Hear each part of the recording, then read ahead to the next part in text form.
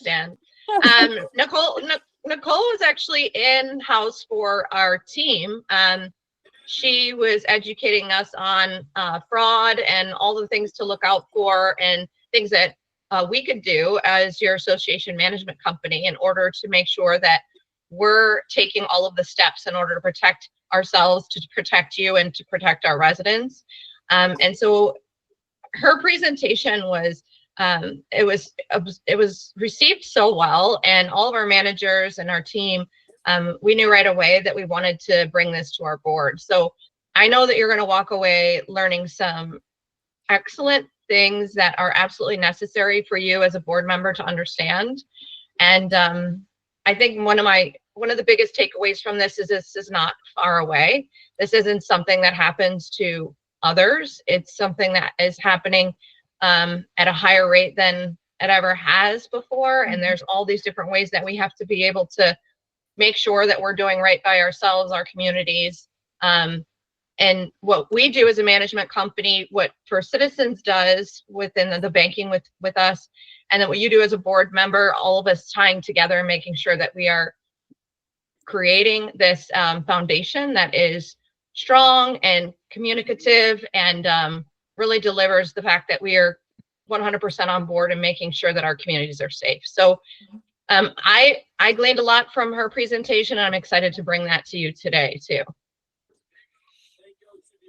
Thank you. Should I just get going? Yeah, go right ahead. Sounds good. Thank you so much for the warm introduction. And it's so nice to see everybody. It's nice to see everybody's faces. I thought I was going to be talking to a blank screen of my own slides that I looked at earlier today. So it's really nice to see all your smiling faces. And definitely along the way, if you have any questions, you can feel free to either hold them to the end, or if something feels pertinent to that specific topic that we're talking about, please feel free to jump right in. The more interactive, the more that I can make sure that this hits home for you. And that's really the most important thing with this presentation. To Natalie's point, this is an issue that has become a major issue that didn't used to be an issue. So we want to make sure, I call it an all hands on deck, that everybody has the information that they need, and that we're all, as Natalie said, communicating and making sure that if something doesn't feel right, that we get it through the proper channels to make sure that we get it fixed right away. So a little bit about me and about the bank first, just so that you know where I'm coming from and who I am. Again, I am from New Jersey. My name is Nicole Scarrow. I am the Relationship Sales Officer of the Community Association Banking Division. That's part of First Citizens Bank. So all I focus on and have for the past 17 years is community associations. So we do, at First Citizens, we're a very large financial institution. We're about a $200 billion bank in deposits. You may have heard our company in the news a few years ago when Silicon Valley Bank failed. We purchased that bank. That actually made us double in size. We're very large, but we have a very strong reputation. We were named in the top 20 banks by Forbes this year. And our actual vice chairwoman, who's the granddaughter of the founder of the bank, was just recently named #1 woman to watch in banking. So we have an extremely strong team. They love the Community Association Banking Division, and they support everything that we have to do, and especially making sure that there's education to our homeowners and to our management companies. That's our main focus. We work directly with the management companies and then assist with the associations as needed to make sure that you have everything that you need to be able to run your associations, meet your fiduciary responsibility, and make sure that you're comfortable with everything that you're doing financially for the association. So we're going to talk about a fun topic today about fraud. Some of this may seem a little bit scary, and I would love to be able to tell you that it's not, but it actually is a little bit scary. So we're going to talk through how to calm those nerves when it comes to fraud. But we are going to talk through some of the things that we've seen, some case studies. We'll talk through some ways that you can talk to your homeowners about making sure that they're safe in the decisions that they make.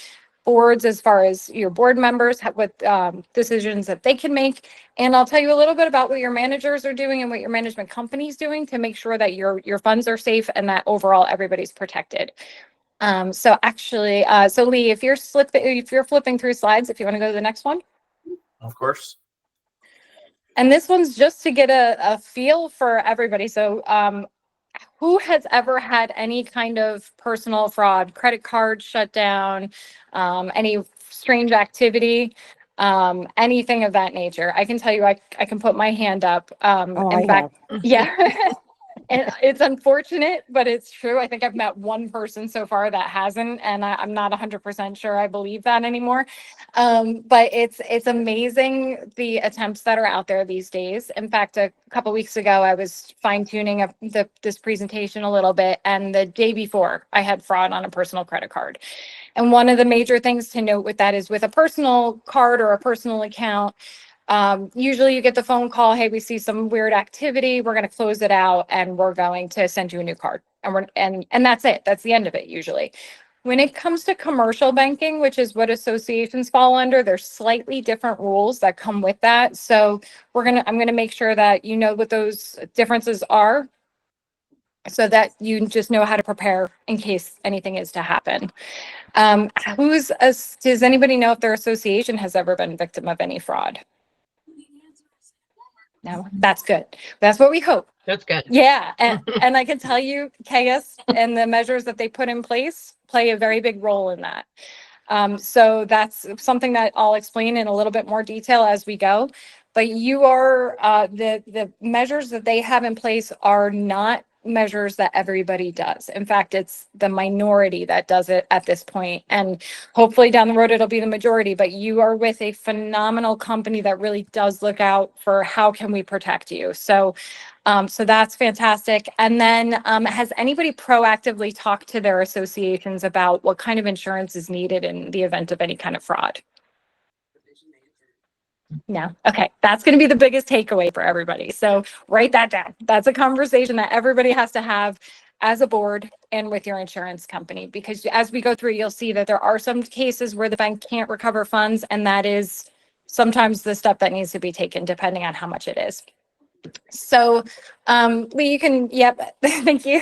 So this one's an easy one. It's really just, it's not a matter of if it's going to happen, it's when it's going to happen. Is it going to happen to a homeowner, to the actual association? But likely at some point it is going to happen to some degree. So, going into this presentation, if it hasn't happened to you or your association, just imagine that if it did happen, this is what we have to do. And if we go on to the next one, I'm going to walk you through two processes really quick, just so that as I talk through some of the situations, you'll understand where that disconnect may come in. One of the biggest things is how a bank handles a check, because we're going to talk about how ACH and checks are two ways that a lot of fraud is occurring these days. And with a bank with a check, if I write a check to Natalie, the bank doesn't know, none of the banks know that I'm writing a check to Natalie. They know that I'm writing a check out of a routing and an account number. They know how much I'm writing it for. And as long as that information lines up, they're going to push through that transaction, because to the best of the bank's knowledge, that is a legitimate transaction. So the question comes in, if some stranger, some thief gets a hold of that check and changes information on that check, how will the bank know that that's not a legitimate check?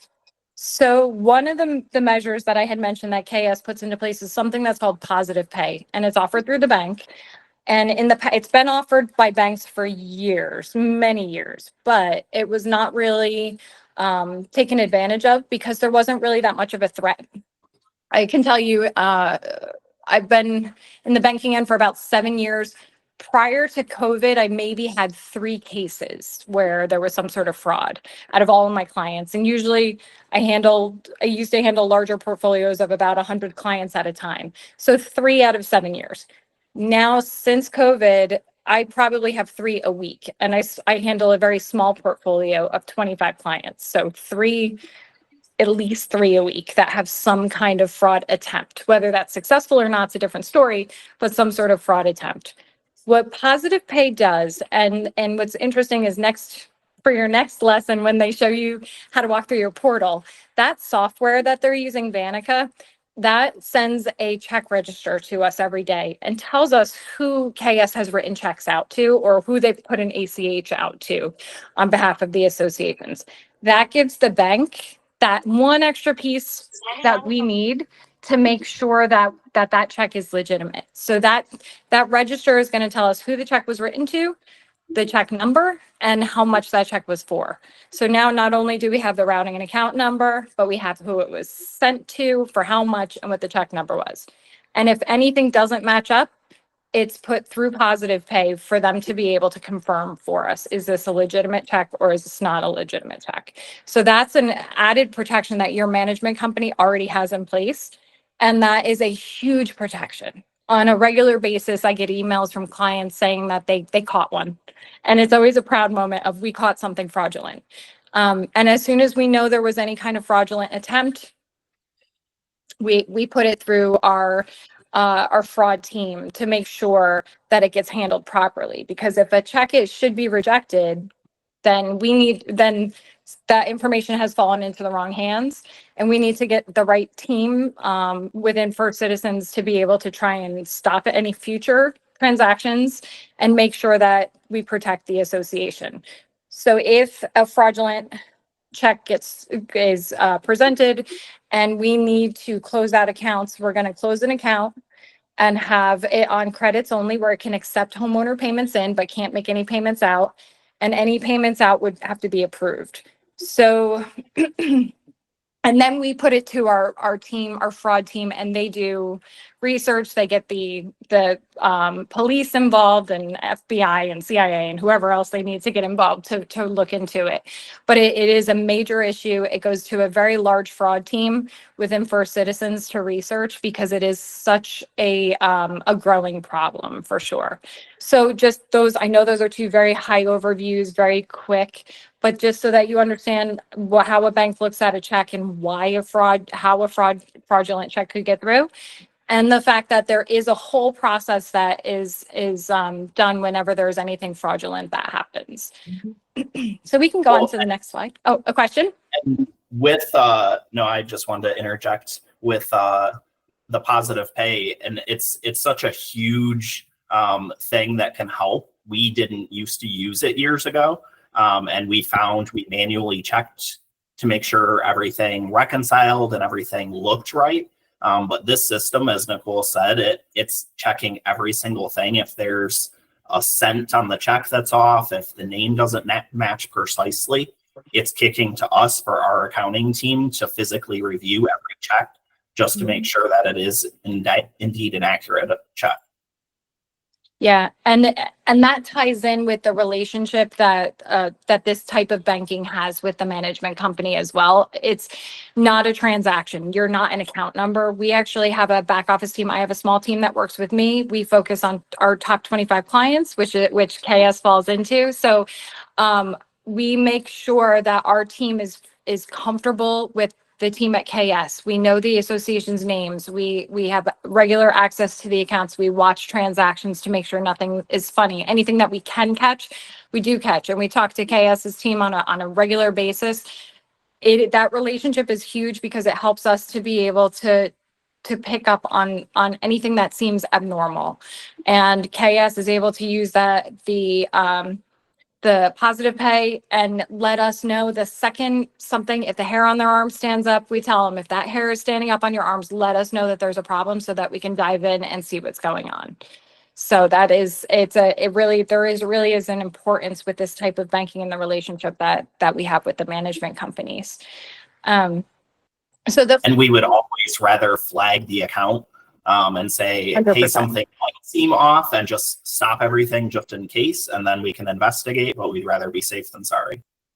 Yeah, so if ever they say to you, we had to pull back a check and we have to reissue it, or if ever a business partner is like, why did you do that? It is a major protection, because if a fraudulent check gets pushed through, it can be a year. And it can also be a situation where there are no funds recovered. So those are incredibly, incredibly important to push back if there needs to be a pushback. It's much easier to just cut a new check and start fresh than it is to have to deal with anything fraudulent. Okay, so the fraud landscape And I tend to talk fast, so be sure to ask questions along the way. But the fraud landscape, there's a couple of different types of fraud that we're seeing on a regular basis. And ACH, many don't know exactly what ACH stands for. We may use it and not even realize that we're using it, but it's an automated clearinghouse. It's very similar to a wire. And everybody's very familiar that usually a wire is account to account. This has a clearinghouse in between, so there's usually about a day to 3 days for a payment to actually clear. And the good thing about that is usually if there's something caught really early, it may be able to be caught before it even makes it to the other bank. But this is a big way that a lot of fraud is being committed. ACH, you really just need a routing and account number. You may need a name or an address, which is easy enough to track down when you actually have the routing and account number information for a thief, not for the average everyday person, but for the thieves.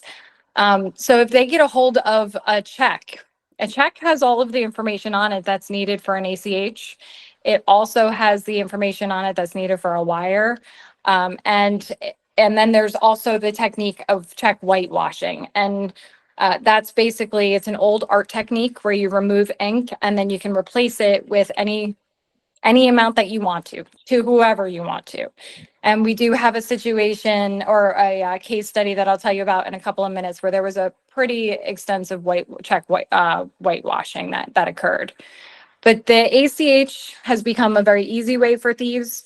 The check whitewashing, when they've got that down, that technique down, they've got that down like a really, really well.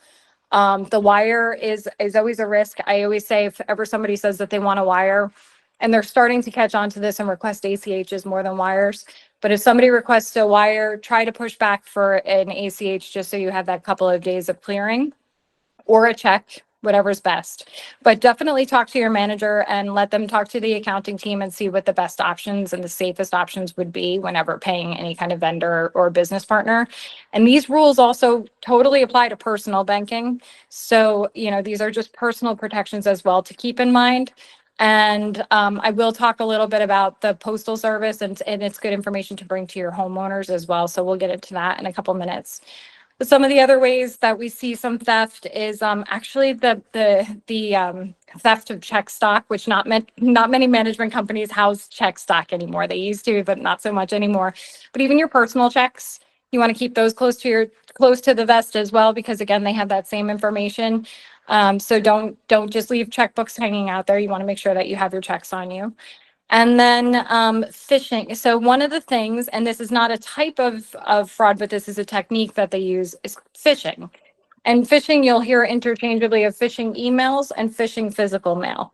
So phishing email basically means that somebody is sitting back watching your email activity, finding your patterns, who you communicate to, what maybe your title is, if you're going to be out of town, and they're ultimately going to impersonate you. And they're going to create an email that looks very similar to your own, and almost to the point where it's very hard to catch these days.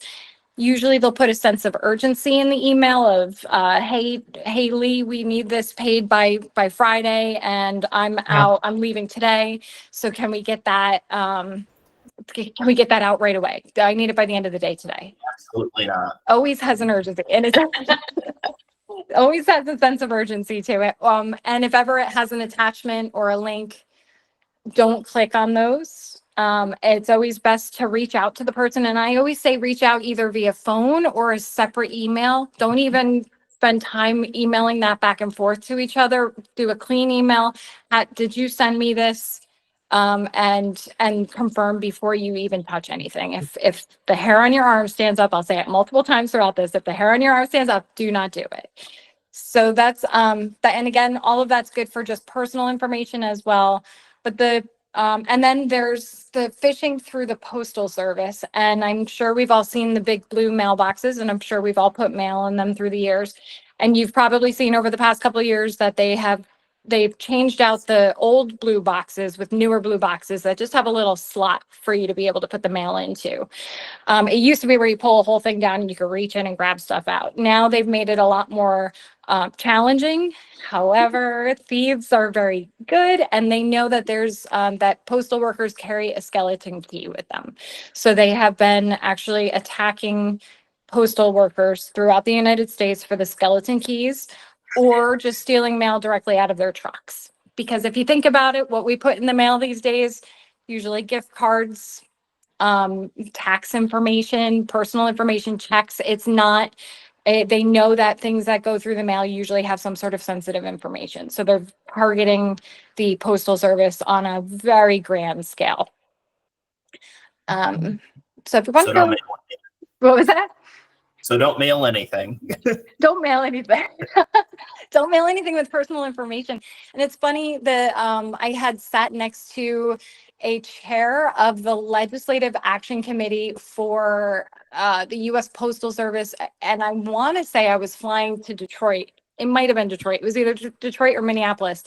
But he was flying back from Washington, D.C. He had just met with legislators to try and put extra measures in to protect the postal workers. So it really is a major concern. So it's something that you definitely just want to keep in mind.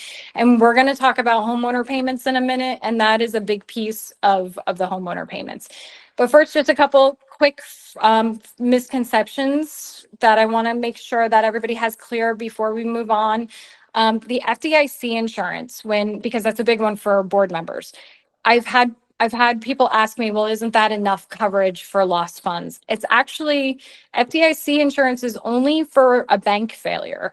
So you're not, if there's any kind of fraud, you're not going to be able to go through FDIC to get those funds back. It really is theft. If you think about it, I always compare it to if you're walking down the street and you have your purse on your arm and somebody steals your purse and you had a whole bunch of money in there and you have no way of knowing who stole it, and you have no way of getting back that money. There's no line of recourse because somebody truly stole your funds. In these cases, thieves are stealing the funds of associations. It's not the bank's fault. It's not the insurance company's fault. It's not the board's fault. It is truly a thief, but where do you go for that recourse? So, so the FDIC insurance is not an option in that case. And I just always want to make sure everybody understands that FDIC is not for that purpose. And then there's a misconception that banks automatically reimburse funds. That's not necessarily the case either, especially with commercial banking. There are timeframes, and if it is discovered within a time frame, the bank will be required to return the funds. If it's not, the bank is if it's outside of that time frame, the bank is going to reach out to the other bank that processed the check and originated the check and see if we can recover the funds. And if we can, the association gets it right back. If their funds are depleted or zero balance and they can't recover any funds, then the next line of recourse is the insurance company. So, so that understanding, because I have had people reach out to me, hey, they had fraud. When are we going to see those funds back? The honest truth is, I don't know. And nobody can tell you. Nobody can tell you exactly if they're going to be recovered or when they're going to be recovered. So very, very important that we have backup plans with the insurance, and we'll get to that as well. And speaking of insurance, the cyber insurance. Many think that the cyber insurance covers when an email is hacked. Confirm it with your insurance companies, but cyber insurance is for when your data has been compromised, not when an email has been hacked and information is used for fraud. So it's actually, there's a nuance to that. So you want to make sure, even if you have a cyber policy, that you also talk to your insurance companies about making sure you have the right coverage for any lost funds in the event of any fraudulent activity. So when there's a fraud within an association, and you had talked to us about this specifically, that a lot of times if there isn't somebody that has a finger on the pulse right then and there, that there's balancings within budgets and moving things around, that a lot of times it will be past the time when it's actually found. And that's something that an association deals with versus a personal account. Exactly. So, and usually a lot of times management companies might not even know, or associations might not even know until they get next month's bill and there's something outstanding. Right. Yeah, And that's what it was. Mhm. yeah, and that can happen with ACH as well, because if you make your payment to the electric company and for somehow that gets intercepted and you think you made that payment, but in actuality it never happened, you'll see that on your next bill that there's an outstanding bill. It'll raise the red flag. The problem with that is it is past that window of time. So yeah, Natalie, to your point, and once it's past that window of time, obviously then we have to go through the fraud procedures and possibly insurance. But in many cases, it is hard to be able to catch it because of the fact that it's an accounting team that's focusing on the payments, and the reconciliations are likely a couple weeks after. And the month end is usually a couple weeks after. So you're really not catching that there is a transaction that's gone awry right away until you're doing reconciliations. Part of the software that KS uses does have auto reconciliation that does help that process, helps to catch it, but it is a timing game. So yeah, in many cases it is tricky to actually catch it. That's why that insurance piece is so incredibly important, and very much it wasn't something that was needed in the past. So now it's a much hotter topic to talk to your insurance companies about. And that's a huge component of the software we use, Nicole, is you said there's a lot of auto reconciliations built in, but there's also within our accounting team, they have a dashboard every morning that they look at, and they're processing reconciliations for every association on a daily basis. So that kind of sets us apart from other management companies that may wait till the end of the month when they get the statement to reconcile things. We're looking at it on a daily basis, which is just another layer to help protect you guys. It's huge. And I think I remember maybe one or two throughout the past couple of years. And your team has caught it, and we've been able to head it off at the pass. It's pretty impressive. It really is. And it's a peace of mind that everybody should definitely take away for sure. And that software is key. Those when you learn those portals, that software is key to making sure that the bank, the management company, and everybody's information is protected, and that it's all running smoothly and connecting the way that it should, so that we can catch anything that's not right. So, okay, so I did want to talk about payments a little bit, homeowner payments, because since you're all board members, I know you have homeowners that come up to you all the time. Why do we have to do this? Why do we have to pay through Vanica Pay? Why do we send our payments to Phoenix? Why does an online bill pay take so long? And what are the risks that come with it? So I'm just going to spend a couple minutes on this, and I'm sure we will release the PowerPoint to anybody that wants it, so that you can have some of these points to be able to share with your homeowners. But Vanica Pay, I'm a very big fan of electronic payments, and I didn't used to be. I'm on that cusp of where I don't, technology can be a little funny for me. But Vanica Pay basically allows the homeowner to own your information. So I know this is a hard sell for anybody that doesn't truly trust technology, but there's a couple points that I want everybody to take away from this. Vanica Pay allows homeowners to go in. You have your routing and account number in front of you. You have your amount that you need to pay. You are the only person that is seeing that information. The second it is entered into Vanica, it's encrypted. The second that any information gets sent to the bank, that is encrypted. As I mentioned earlier, the bank is a large financial institution. We are heavily regulated, more so than most other banks because of our size. We have to put millions of dollars every year into our security. Vanica is a top software in this industry. They put countless dollars into their security as well. The beauty of this is you are not handing a check to anybody. There is no physical check. There is no information that I can see, that Natalie can see, that Lee can see, that the accounting team can see. That is your personal information. You own it. If there's homeowners that struggle with technology, ask the manager to help them figure it out, or I'm sure there's a tech number that can be called to help. But that is the safest and quickest way for a homeowner to make their payment and know that it has cleared. The second we go into a lockbox where somebody physically sends their check to us, we are at the mercy of the Postal Service. I've spent many years in this industry. I've spent many hours actually at the post office, at processing facilities, meeting with postmasters of different states because of issues that the Postal Service has experienced. delays, lost mail. I've had people send mail with tracker, like the tracking number through UPS or FedEx to send their payments to us. Those still many times still go through the United States Postal Service. But I've also seen the tracking numbers and seen mail just disappear. So it is definitely something that you want to keep in mind if you're going to send the payments, watch the payments, have a general idea that it can take, it's about 12 steps for a piece of mail to hit from a homeowner to get to us. It's 12 different steps that it has to go through: processing centers, sorting centers, actual airplanes and PO boxes and all of that good stuff. So those are a lot of points where something can go wrong.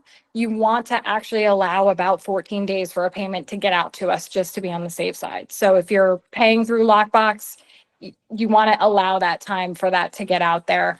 Once it's received in the PO box, it's picked up directly by us. It's put into the Lockbox system, and the floor is swept clean every night, which means every payment is processed that same day. So if there's a delay in between, it is truly somewhere in the Postal Service, and we can't give you any answers on it until it actually gets to us, which is a big misunderstanding. Everybody thinks mail is just 2 to 3 days.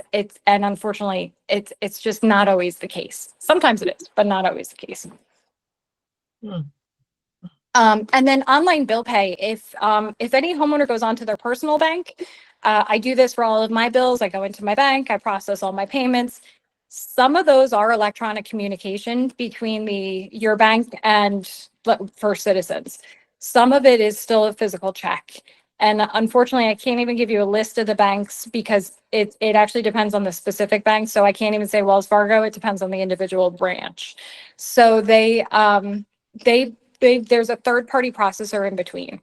So whether or not it's an electronic payment or a physical payment, that third-party processor is involved. And sometimes it's electronic. That's about a 3-day clear, 3 days to get your clear on that. But if it's a physical check, then we're waiting for them to process the check, put it in the mail, and then it still has to make its way through the mail out to us. So there's still that risk that comes with that as well. So those are just, when you're talking to your homeowners, anybody that's uncomfortable sending it through the mail, these are a couple of tips to be able to share with them. And again, I know anybody at KS would be happy to walk anybody that's having a little bit of trouble figuring out Vanica Pay to figure out how to do that payment comfortably without actually having to see any of their personal information. Cole, can I ask a question? Absolutely. Okay, so we can call into KS and have them set up an auto charge to our account, okay? And it's taken care of every month. Mhm. But is that different than Vanica Pay? Yes. So Lee might want to jump in here and just make sure, because there are different ways that things are set up. So I want to make sure that I give you the right answer. Yep. But I'm assuming that's ACH. Yes. Yeah. So Renee, that's the same type of thing as Vanica Pay. So the ACH runs through Vanica Pay. So it's still the same type of info where the homeowner's entering their account number, routing number, and it's processed the same way. It's just where with ACH, the difference between ACH and Vanica Pay is with ACH, the association sets the dollar amount and the date that the payment is pulled. Where if the homeowner is doing it with Vanica Pay, they can set the date and the dollar amount. So they could pay less potentially than they owe. Okay, so then my question is how much is that homeowner charged? Because we have someone in our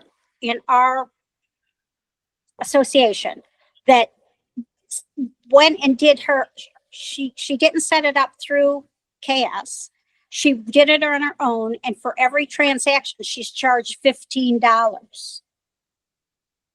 And so my question is, if she's going out and she's using Vanica Pay through the portal, is she charged any money? Is there a service charge? So with ACH, there is no fee for that. That's completely free. If someone pays with a credit card or a debit card, the bank does charge a percentage on that. So it's not like a flat $15. It's a percentage of whatever payment is they're making. Okay, so as long as they're making it from their checking account, they don't get a charge. But if they're using their credit card, then there is a charge for that. Correct. Okay, so I think that resolves some of the question that I would have, okay? So it's on their end, that the way they're making their payment, okay? Yeah. Go ahead, Candace. What do you have to say? You have some. Well, I know what Renee is talking about in that individual. You guys made a really great, simple chart that has been sent to us. I can't tell you how many times it finally sinks in. You don't need to read it anymore. It's just embedded in my brain. I am not complaining. This is a good thing. However, this homeowner chose not to read that because it's very clear on there. It is going to be X% of the dollar amount. Well, she paid the whole 6 month. I think what she did was the whole 6 month special assessment. She paid it at once. Yeah. Yeah, Yeah, right. Percentage. Yeah. That percentage adds up fast sometimes. That percentage adds up. Do the Yeah. math. Right, Yeah. right. Okay. Renee? Yes, Yes, that's what happened. that's okay, that's the one. And that's why I did, and when she was explaining it, I just wanted to get it straight in my mind, because we're going to have other homeowners that do that. You know what I'm saying? And we need to advise them in advance so they understand exactly how what they're using and how they're going to get charged. So that's what the important thing is. Absolutely. Thank you. Yeah, no, that's a great question. There are definitely free ways to make the payments, and there are ways that have a fee, and those fees are usually a convenience fee because of either technology or the back end that sometimes isn't understood that there is a back end on even an electronic payment. So it's usually a convenience or a technology fee, and but there are the free options as well. No, that's fine. That's fine. That's perfect. Amber, did you have a question? Yeah. Hello. I did have a question. I think you just explained it though, Nicole. I was going to mention that there is a $2.99 fee that I noticed when I make my Vanica payments. So I wasn't sure if that's something that I should be getting because it is coming through my checking account, or if that's something that I'm doing wrong as far as having it registered with a debit card or something to that effect. Yeah. So the ACH. It depends what type of payment you're selecting on there. So as you click the different options, it'll pop up and say this will incur a 3.99% fee, or this will incur. So it'll tell you on each one.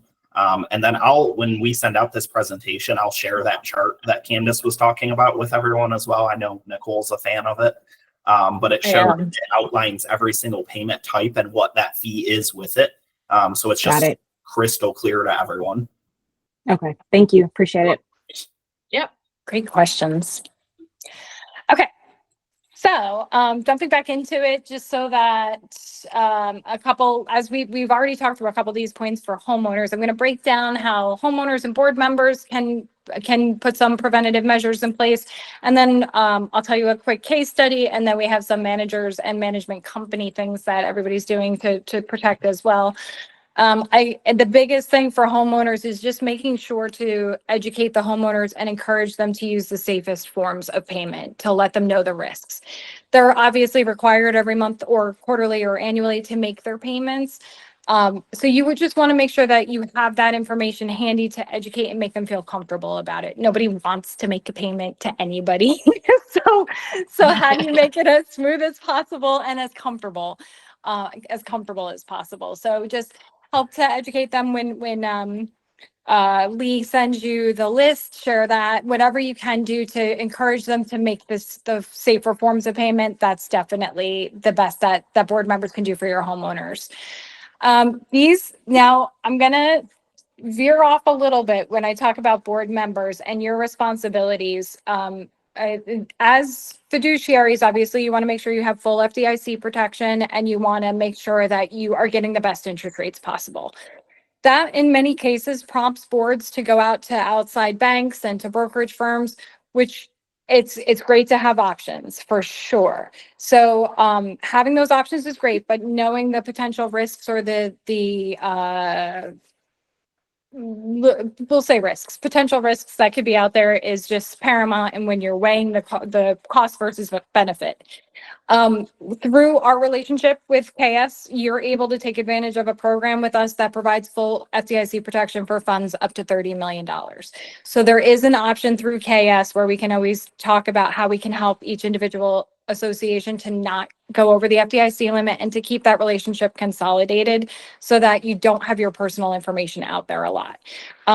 The one key thing that I always tell board members is to minimize having to provide your personal information on behalf of the association. So a lot of times when you go to outside brokerage firms or outside banks, that is the responsibility of the board. KS is going to handle the overall operating and make sure to provide you options. But if you choose to go outside of that, you want to make sure that that as a board, you are asking the questions, what information do I have to put on a signature card? You want to make sure that you have regular access to see the balances of those accounts so that you can keep an eye and make sure that nothing funny is happening to those accounts as well. And you want to make sure that you're getting your statements on a regular basis so you can reconcile and share with KS so that they can reconcile as well. But one situation that I had was a management company, a very small management company, would send their reserve contributions to a local federal credit union for all of their associations. They would put a bunch of checks in a FedEx and send it out. Those checks got intercepted. And at one point, the check was intercepted, whitewashed, and 65 checks were created off of one of the association's checks. It fortunately only ended up being about $13,000 total at the end of the day. And I say only because some of the numbers that we deal with are fairly astronomical. But this was not caught for months because of the fact that even though the transaction was going from KS to from KS, it was not going from KS, from the other management company. I promise you, it was not. That it was going from this small management company in Pennsylvania, not even close, to this local federal credit union. It was that transaction was just being done on behalf of the board members. The board members had still signed all of the information for the account. They were still signers on the accounts. They were just sending the checks directly. The board members had never their online banking and had never checked the statements. So for months, this went on for months before it was caught. And unfortunately, at that point, we are way outside of that notification period. So they had to go through insurance for that. But that is something that we look at it and we go, oh, it's reserve account. We don't touch it. We're not touching it for months.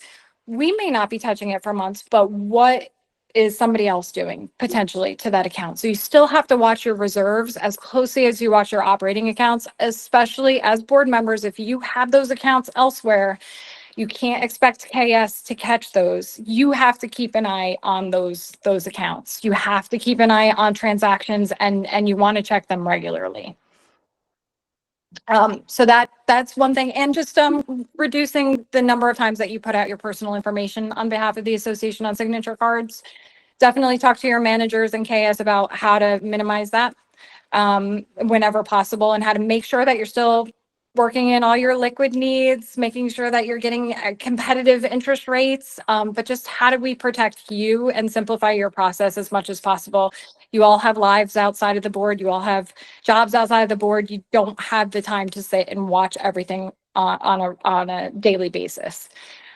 So that's one major thing that I see a lot, that people just do not pay as much attention to the reserves because they know that they're not going to touch it for a few months. But again, somebody else might be watching that going, they're not going to touch this for a few months, so I'm going to.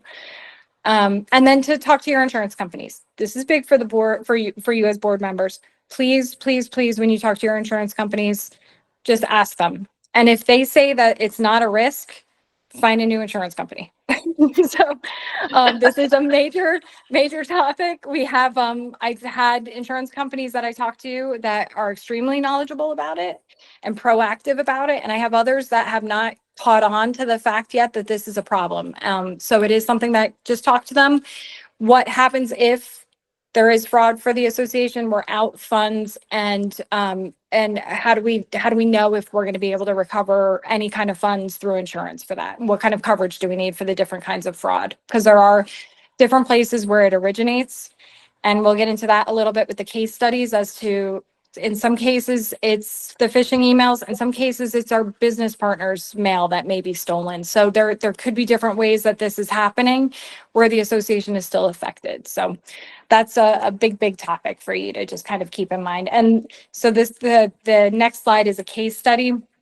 And that I was really just going to tell you the case study about the management company that is out of Pennsylvania that sent the checks to their federal credit union and they got stolen. It actually turned out being the shredding company that went to the bank and would shred the checks, and somebody stole the checks from there. So go figure.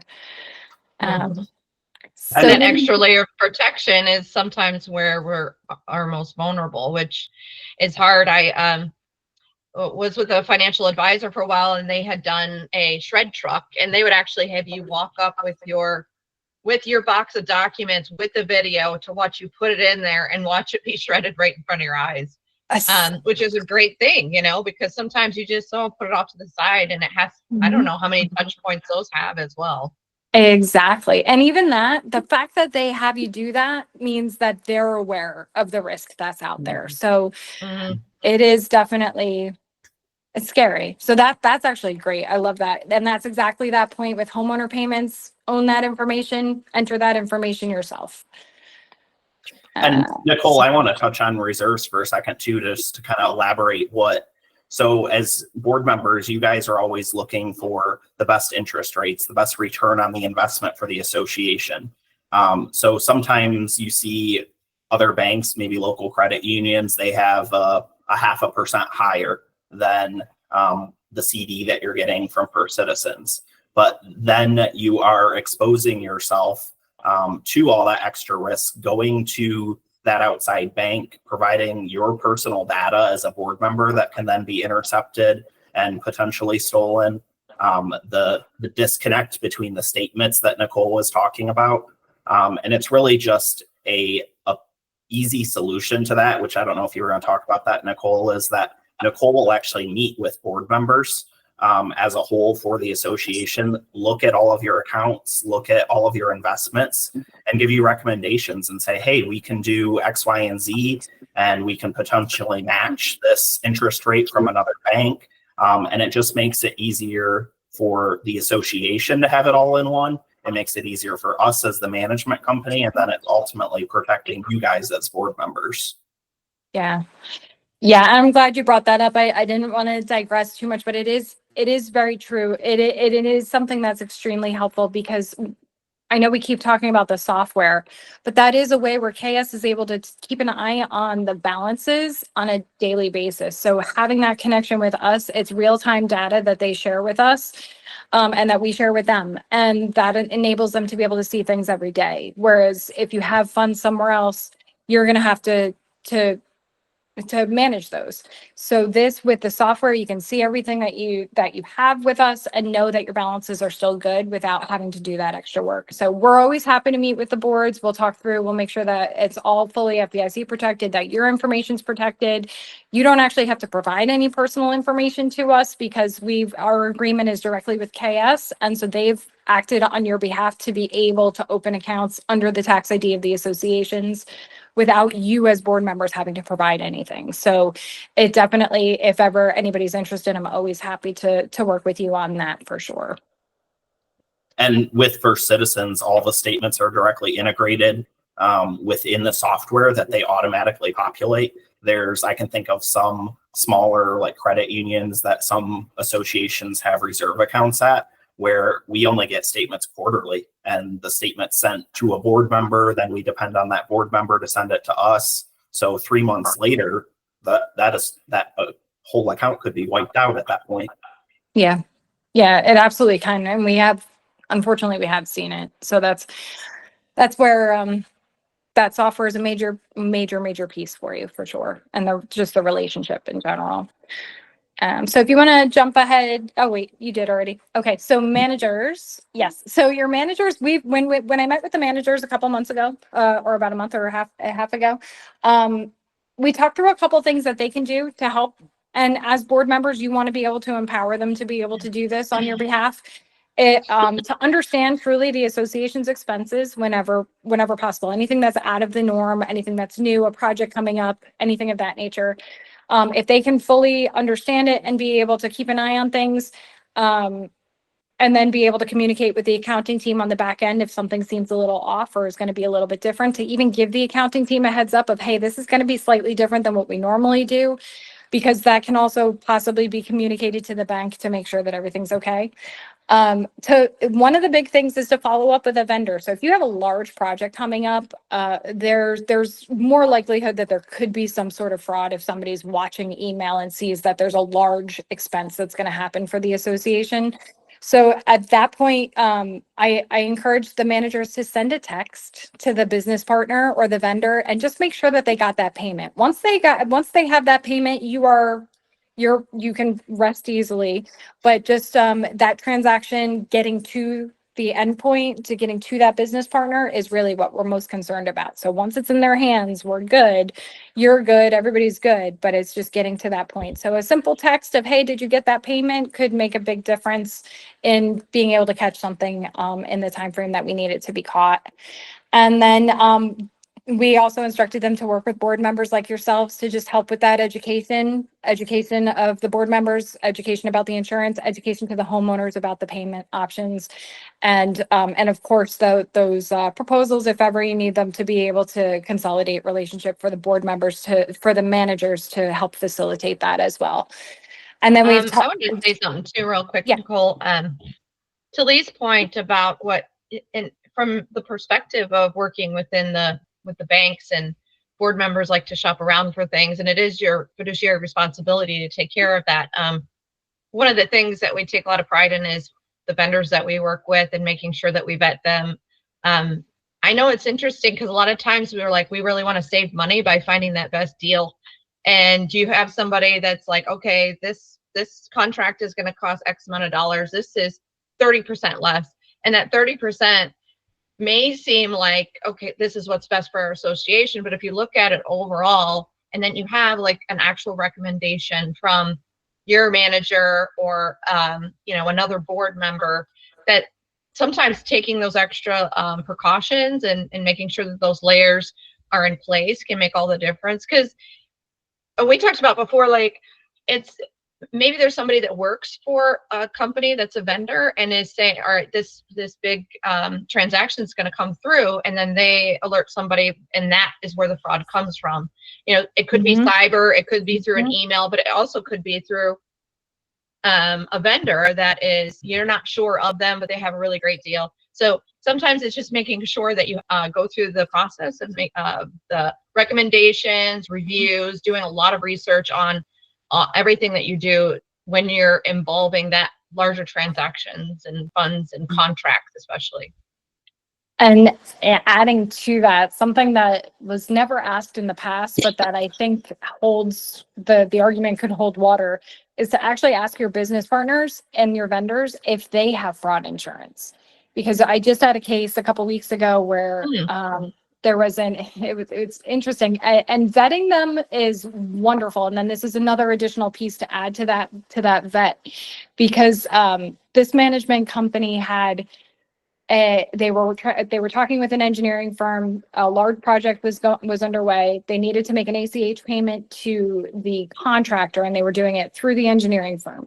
Somebody was phishing the engineering firm's email, was on the email, somehow intercepted, gave false routing and account number information to have the ACH sent to, and the ACH was sent to some offshore account that was not able to be recovered. So that association that now had this large project, this large expense, was not able to recover those funds. And now the project is on hold until either insurance pulls through. And then it's whose insurance? Technically, it was the email address of the engineering firm. So does the engineering firm have that insurance? That now they are able to go through their insurance for that particular case. There was a little nuance. But now the association's insurance has been hit for something that is technically the fault of the engineering firm. So just even having that extra conversation, it's hard sometimes to pinpoint exactly where the fraud happens. Sometimes it can be mail being stolen. There was a case in New Jersey where there was a business partner that his mail was being stolen. Nobody picked up on it for a while. And a lot of business partners tend to do work for community associations. If you're community association specific, you're going to do community associations throughout the area. And there were associations that were affected throughout the state because of the fact that that mail was stolen from that business partner's mailbox. Now, that's not their fault. So I don't know exactly whose insurance that does fall under or where that fault does lie.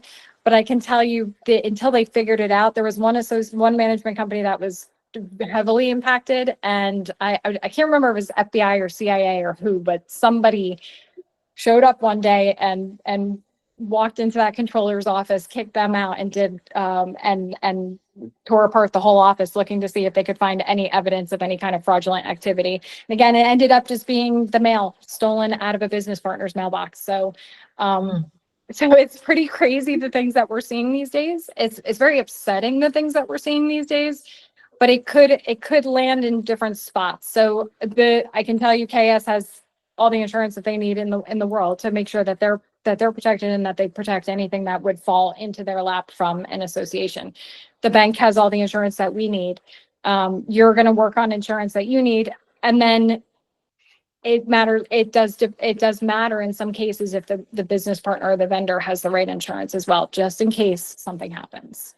So, and that could be whether it's a check or an ACH. Those ACH transactions are becoming much more common through software.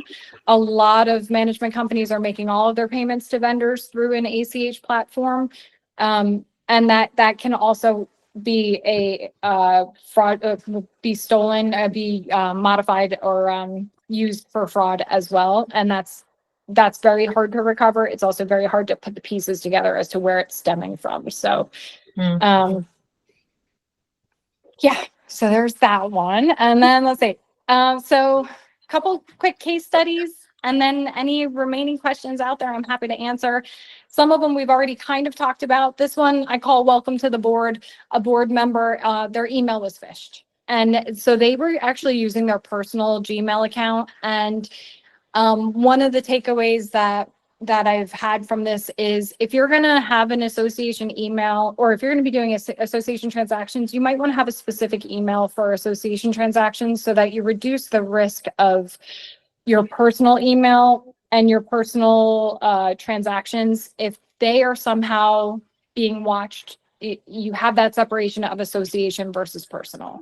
So you may just want to talk to your manager and see if that's something that is wise to set up. Every association's different. Every association is like a snowflake. No two are the same. So I'm not going to tell you this is all universal advice, but just have the conversation and see if that is something that you should be separating and doing differently.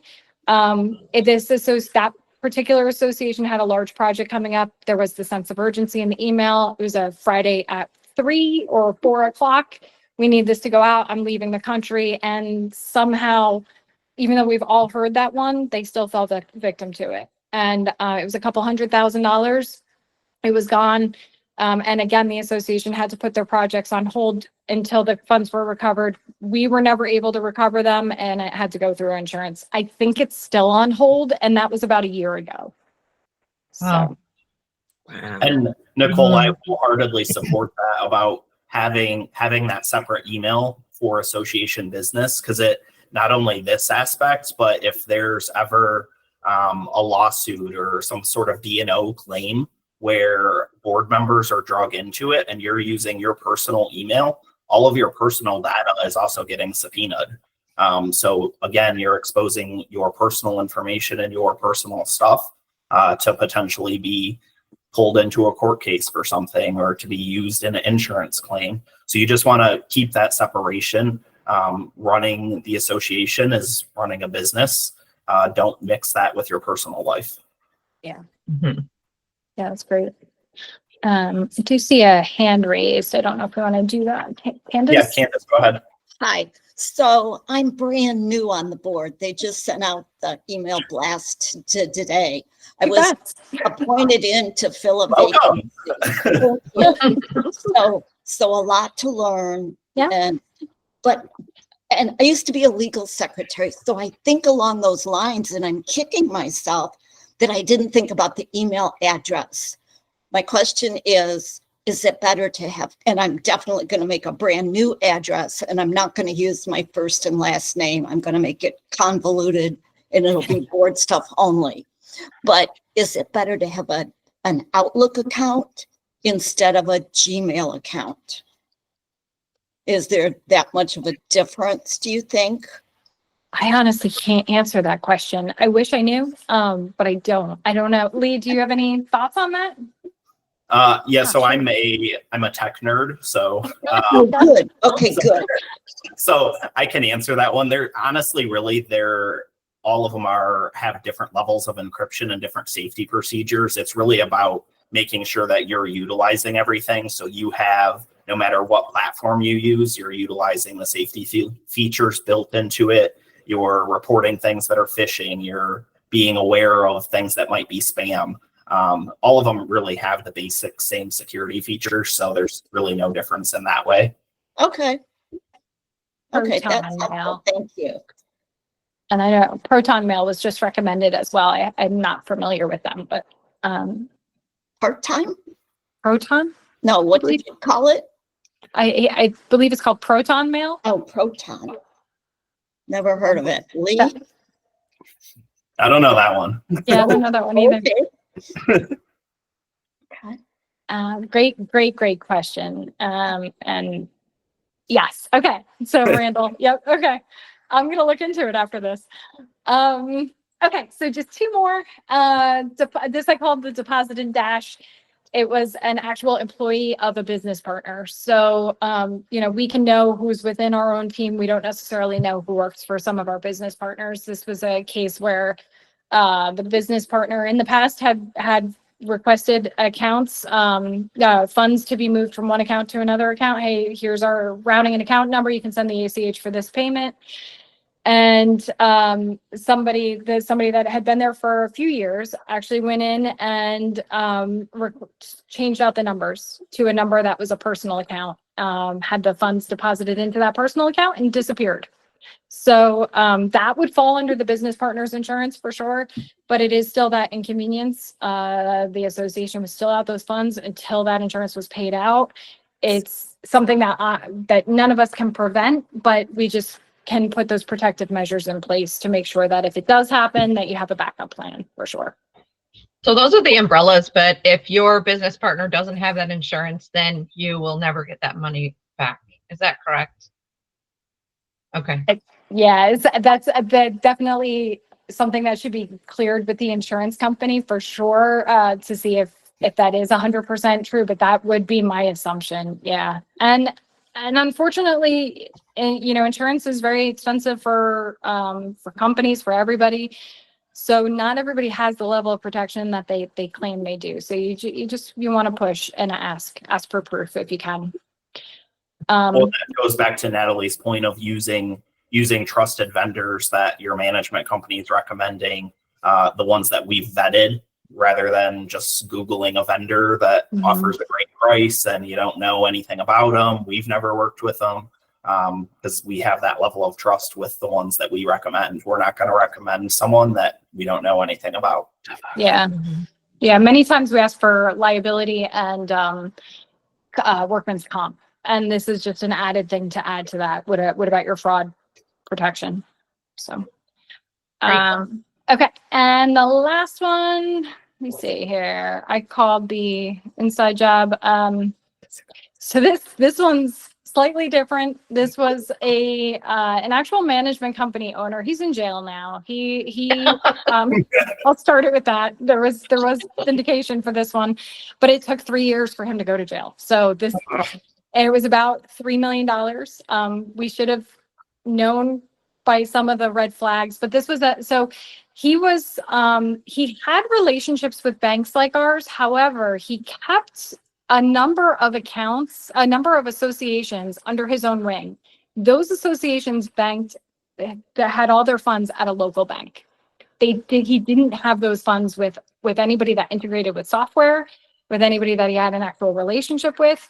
For some reason, he kept those ones local. Well, we know what the reason is, but for that reason, he kept them local. He would get the statements every month and he would modify them. He was just moving money from account to account and he modified them just using Adobe Acrobat. It's how he got caught was that he miscalculated interest. So he did eventually get caught. I will tell you, there were hairs on everybody's arms that were standing up anytime he was around.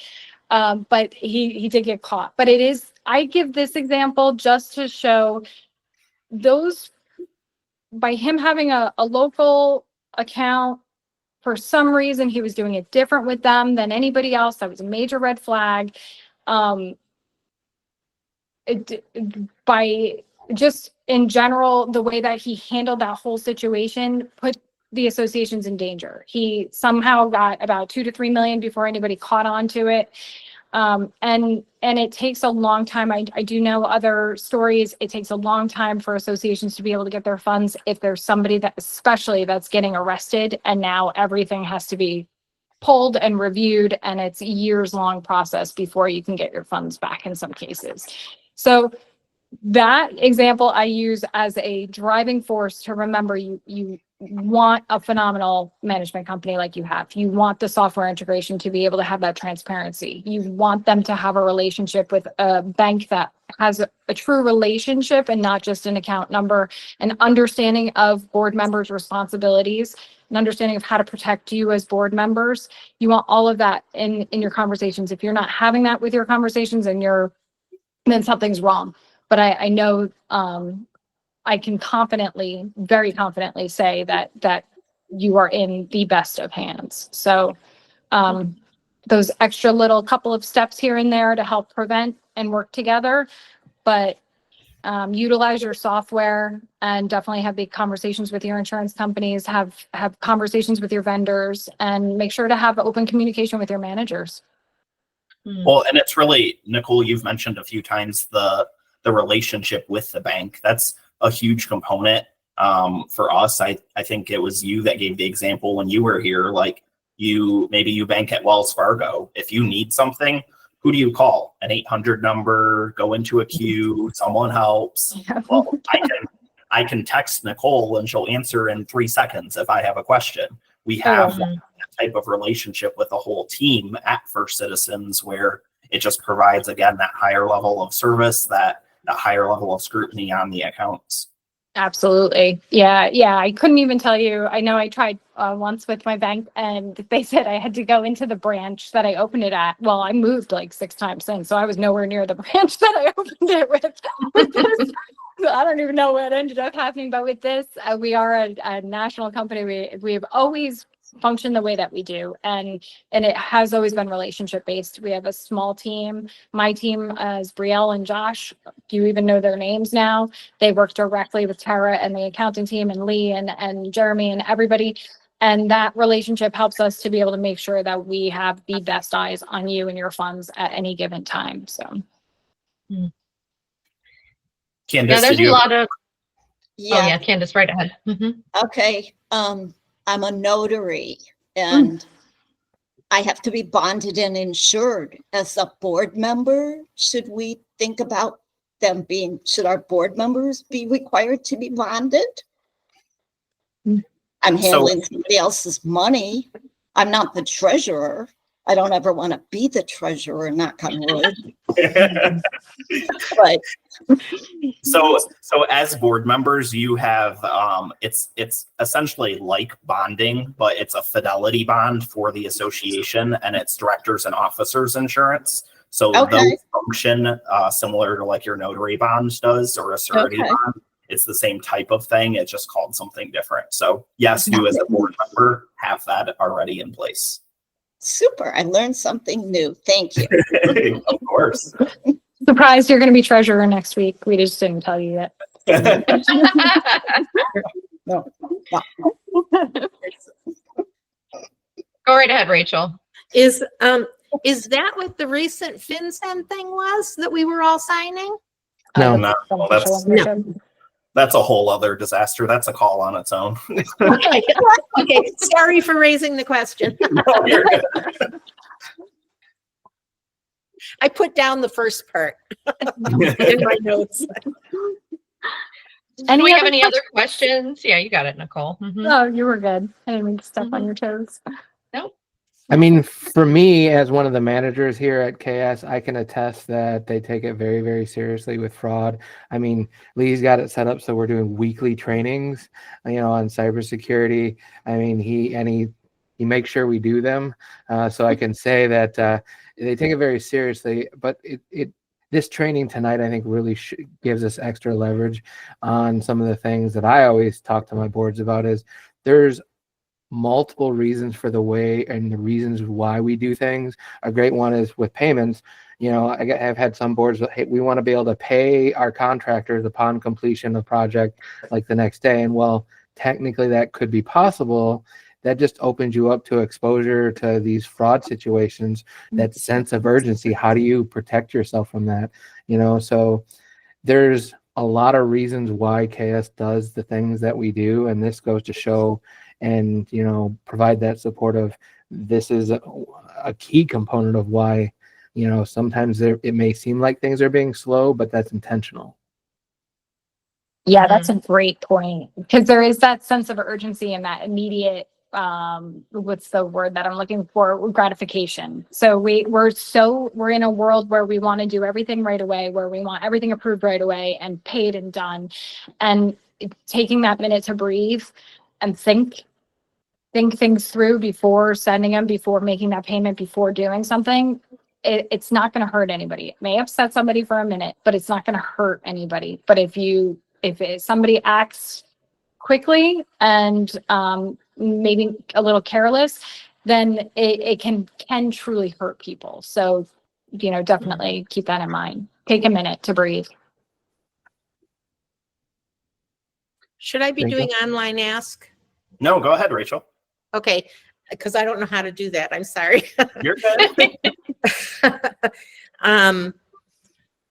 There's almost, in what you just said, I think there's even another step for not being that hasty to pay, because if it's a large contract and a large project, it takes a few moments for any results to sift out that are not right. So it's not so urgent to write the check the day they're walking off the property, because things show up like warped parts of siding that are sliding on the first week, that kind of thing, where Yep. it doesn't have to happen that fast. Yeah. Am I right? Of You're course. 100% on time. Yep. Yeah. Okay. My second question is, this is being recorded, correct? Yes. Is this recorded so that we can review it? Of course. Yes, absolutely. Yep. Excellent. Because there's so every- much information. A lot of information, a lot. Oh my goodness, yes. And it has to And- go around 4 more times for me. And Every- I'm always happy to reiterate or get on calls with your boards directly. I know usually boards will send 1 or 2 people to attend education sessions and then report back. I'm happy to answer any questions or jump on calls anytime. I mean, peace of mind is huge, and I'm happy to help in any way. This and is every incredible. single seminar that we do, we have an amazing marketing manager. I don't know if you know her, Natalie. She's built an incredible website for us that has every single seminar we've ever done. We throw the recording on there. So you can reference like the one you were just talking about with the Corporate Transparency Act. There's a recording on our website about that already. So all of those are there for everyone to be able to reference at any time. And then we will shoot out this presentation deck as well. Excellent. Thank you. Of course. Very, very nice jobs. Oh, thank you. I appreciate that, Honestly. Rachel. And Nicole is an amazing resource. And as soon as she came in and was discussing with our team, we knew that we wanted to share that with you as well. I want to say personally, through my experiences with KS, just in the couple of years that I've been with the company, I've found that what we do is when we find that there's something that's needed, or if there's maybe a gap somewhere, we try to instill education in order to empower our boards, our team, our vendors. It's actually just to see the growth and to see the different changes that have happened in order for us to be more secure, and just the level of involvement that we have in order to make sure that everything runs smoothly. Because for us, when that's happening for us on our end, it's happening for you on your end. It's happening within your communities. And those are the things that are most important when we have issues that come into somebody gives us a phone call, sending an email. If we find that there's a cadence and there's a repeat of something, we want to create a resource in order to hit that head on. So we do have, it's interesting because sometimes people are confused by, we have a maintenance company, we have a landscape company, and now we have a mortgage company. But you can understand, like, if we want somebody to manage, somebody and help somebody with their finances in order to acquire a loan, to purchase a home, we would like to be able to make sure that that is done in a safe way, and to be able to bring those services to you, and to understand that that's a bigger part of what we do through our the vendors that we have, that we bring to you, through the offerings that we have through KS as a whole, and bringing somebody in like Nicole. And I mean, I think it's great. Chris is sitting here as one of our managers, and he knows he has a massive amounts of experience. Lee has all of these years of experience, and each one of them brings to the table their knowledge. So we're doing these every single month. We love supporting you. If you have any ideas, any thoughts on how to make this more efficient, or if there's something that comes up, please communicate with us, because we really find that we will keep doing these and help. It was maybe three seminars ago, we had one that was suggested by a board member that was based off of nuisances, that we worked with McGower, a law firm, that referenced smoking and dog barking, and those are very difficult things to pin down. And so we said, all right, this is something that has come up. And one of the board members has said, can you please do something about that? We created a seminar about it, and we all learned something. I learned a lot from that one. So, and from this one especially, it's super important. So thank you so much, Nicole. Thank you everybody for being here. Yeah, it's been enlightening. Even the second time around, we've got it from the CAM perspective, and now we get it from the board perspective. So we appreciate you so much, Nicole. Thank you. Anytime. Always happy to help everybody. Thank you for joining tonight. Really appreciate it. Yeah. All right. Take care, everybody. If you have any other questions, like Lee said, he's going to follow up. Lee, you're going to send that presentation deck out, and keep coming to these seminars. Tell your boards to come in as a whole. We want everybody here, and we'll share this with you afterwards as well. Thank you. Good night, everybody. Good night. Thank you, everyone. Thank you. Bye. Bye-bye.